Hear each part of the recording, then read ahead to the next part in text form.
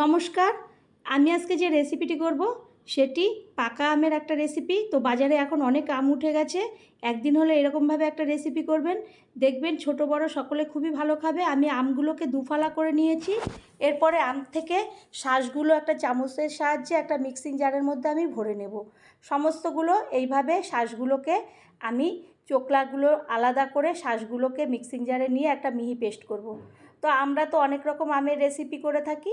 একদিন হলে আমি এইটা কি করলাম সেটা একবার হলে দেখবেন।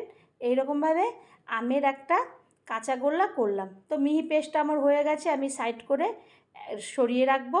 এরপরে আমি ওভেনে একটা কড়াই বসিয়ে আমের এই মিক্স করেছিলাম যে পাল্পটা সেটা আমি ঢেলে দেব।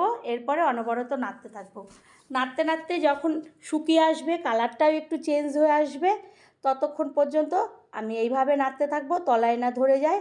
যখন কালারটা একটু চেঞ্জ হবে, আগের থেকে আমি দুধকে ছানা করে কাটিয়ে রেখেছিলাম, তারপরে জল ঝরিয়ে শুকনো এই ছানাটাকে আমি এই আমের পাল্পের মধ্যে দিয়ে দিলাম।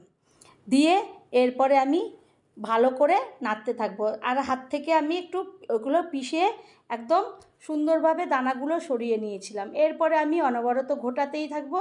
গুটিয়ে গুটিয়ে নাড়তে নাড়তে যখন শুকিয়ে প্রায় আসবে, তখন এক বাটি গুঁড়ো দুধ দিয়ে দেব আর দিয়ে দেব চিনি। গুঁড়ো দুধটা দিয়ে প্রথমে ভালো করে নাড়বো। এইভাবে নাড়তে নাড়তে একটু শুকনো হয়ে আসবে, তখন এক বাটি দিয়ে দেব চিনি।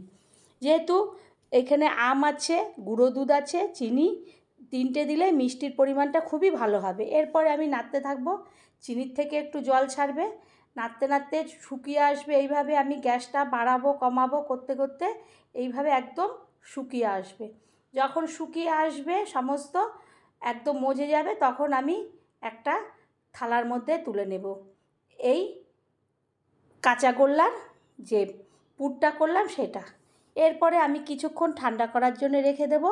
ঠান্ডা হয়ে গেলে হাত দিয়ে যখন ধরতে পারবো, তখন আমি হাত দিয়ে পাকিয়ে নাড়ুর মতন পাকিয়ে নেব।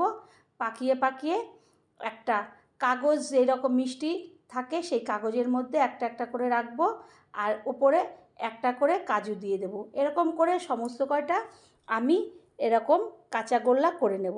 তো বন্ধুরা, আমের সিজনে অনেক রকমই আমরা করে থাকি। এরকমভাবে কাঁচা গোল্লাটাও করে নেবেন, দেখবেন খেতে দুর্দান্ত হয়। যেহেতু গুঁড়ো দুধ আছে, চিনি আছে, খুবই ভালো লাগলে আবার কোনো রেসিপিতে দেখাবে। ধন্যবাদ।